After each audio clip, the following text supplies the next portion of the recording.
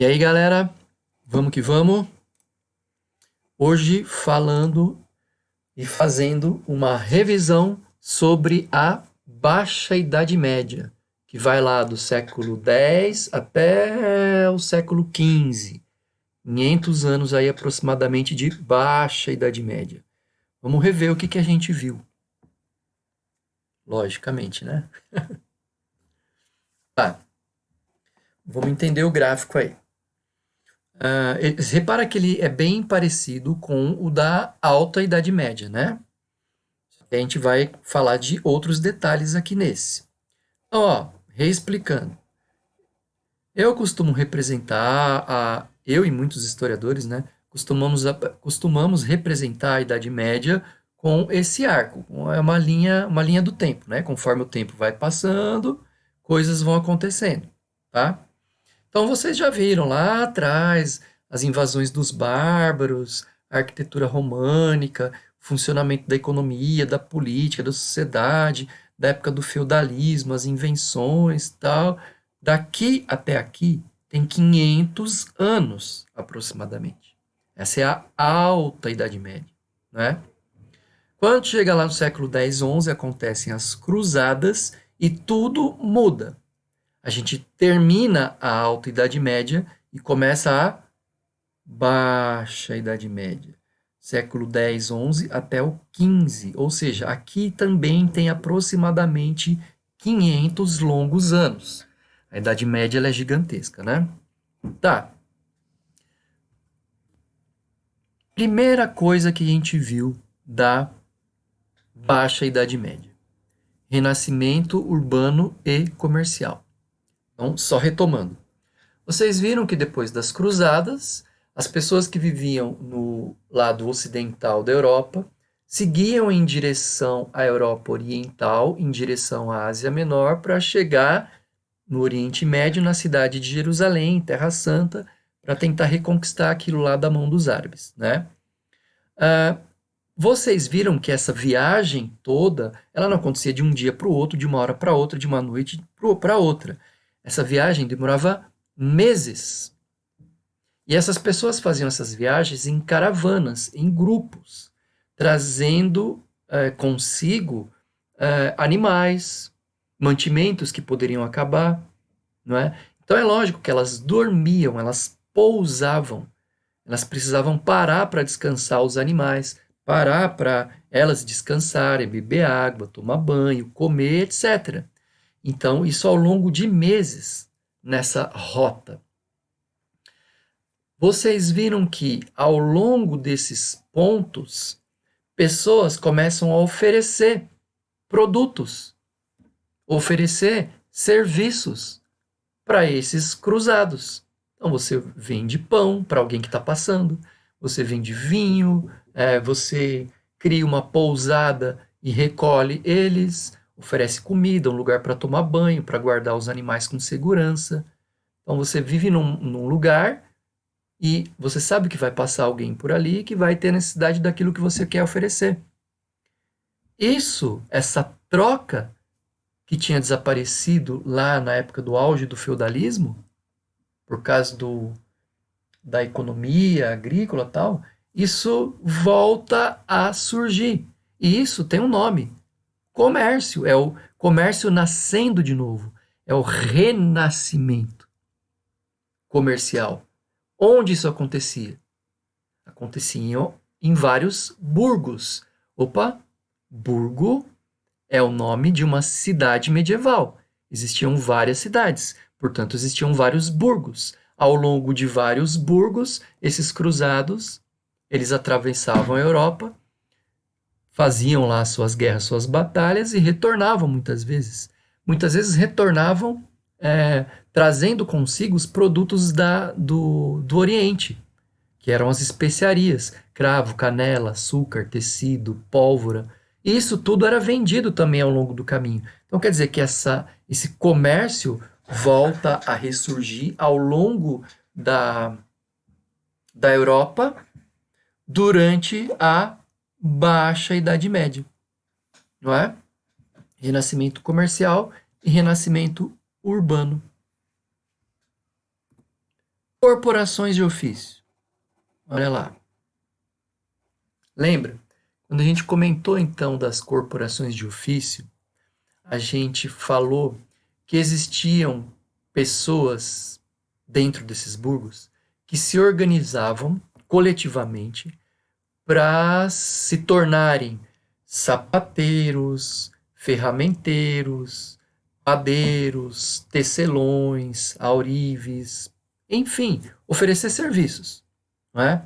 E não era assim, quem quer vai lá e faz. Não, eles começaram a se organizar nisso que a gente está chamando aqui de corporações de ofício. Eles formavam um corpo de pessoas, um grupo de pessoas, para para uma determinada profissão, para um determinado trabalho, para um determinado ofício, corporação de ofício, não é? E ali é que entrava nessa corporação de ofício, entrava alguém que ia se formar para ser um sapateiro, para fazer sapatos, consertar sapatos, para fazer roupas, para trabalhar com ferro, né?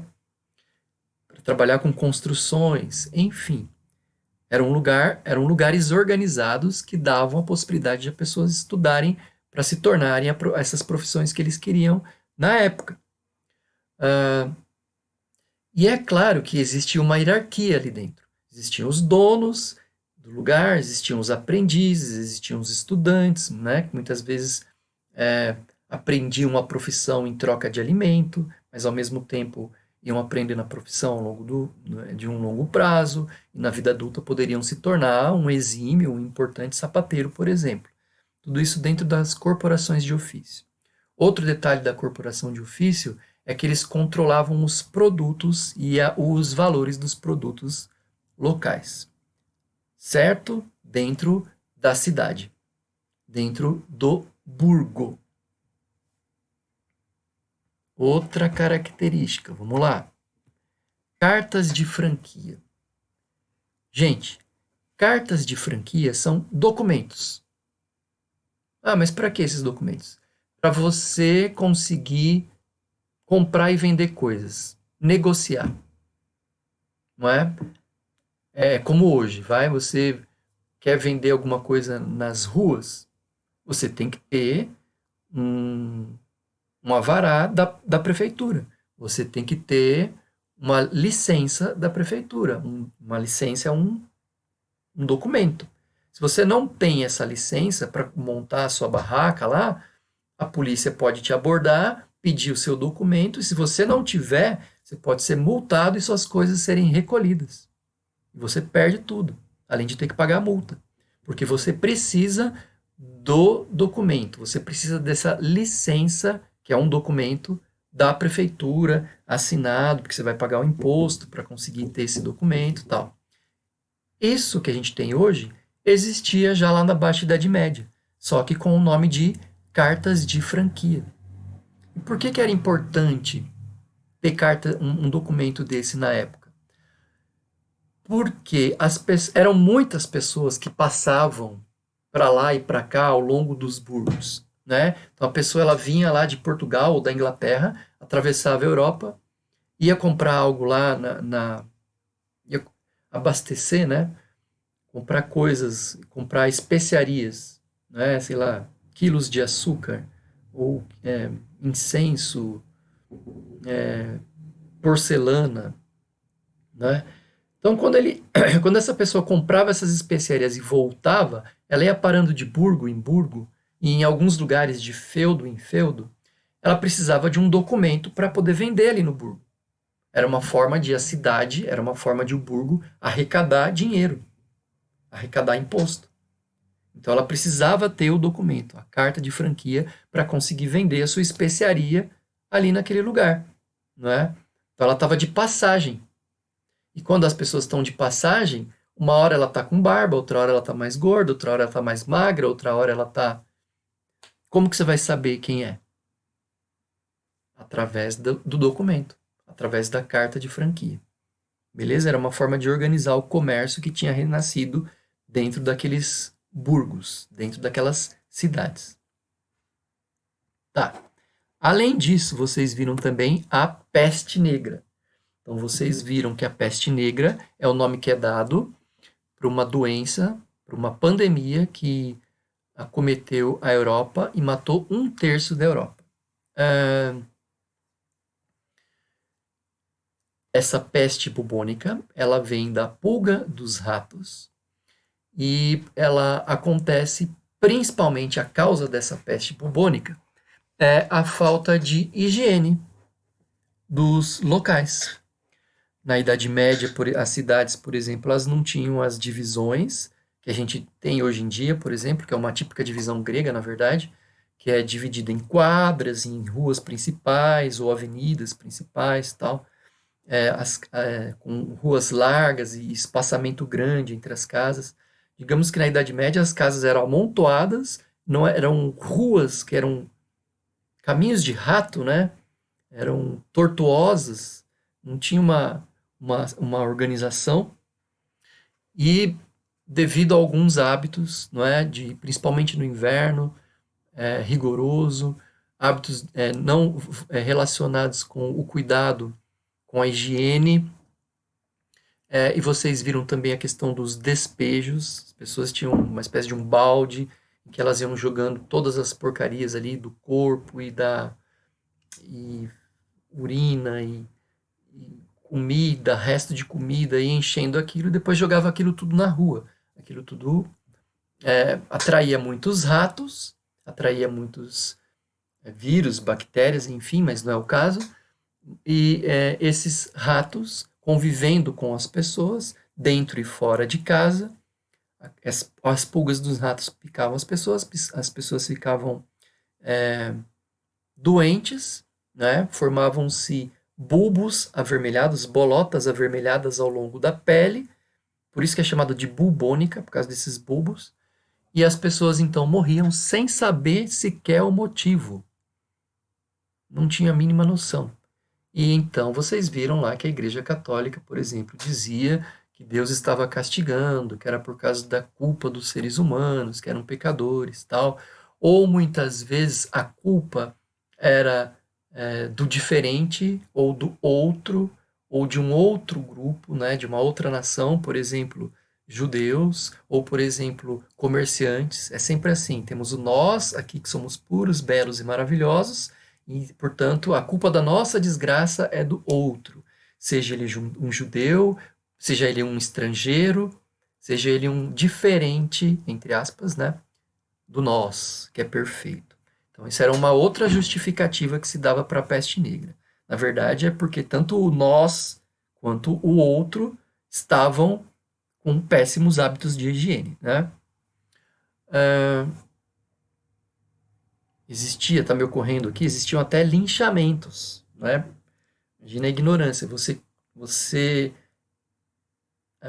não, não tem os seus hábitos de higiene, tudo bem que você não sabe o motivo, mas aí você joga no outro a culpa do problema, e aí você vai lá e espanca o outro. E às vezes o outro nem está com problema, né? Mas enfim, coisas relacionadas à ignorância do ser humano. Tá. Além da peste negra, Jequerri. Lembra que os Jequerris eram camponeses na França e se revoltaram por uma série de motivos. Entre elas, a fome, a miséria, a exploração, a peste negra e a cobrança de impostos.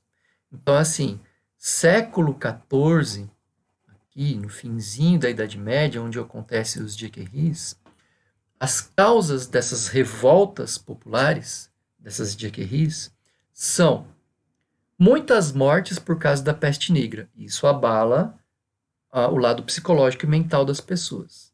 Somado a esse desespero por causa da pandemia, fome, miséria, frio, não é? Condições sociais precárias. E para somar as mortes, mais fome e miséria, a nobreza aumenta impostos e cobra mais impostos também, como uma forma de arrecadar lá e garantir a sua comunidade, né, material. E isso desperta nos servos, nos camponeses, nas pessoas mais simples, uma revolta que faz com que eles passem a invadir as casas dos nobres, dos aristocratas, roubarem, pilharem e até mesmo matarem boa parte desses nobres. Então as pessoas ficam agitadas e fazem essas revoltas, né? Que saem do campo e começam a se expandir, inclusive, para as cidades. Né? Então isso é um marco, que é uma característica dessa Europa medieval que está em crise, não é? Por causa da saúde mental, por causa da saúde física, por causa dos abusos de poder, por causa das péssimas condições de vida e de sobrevivência, por causa dessas questões sociais.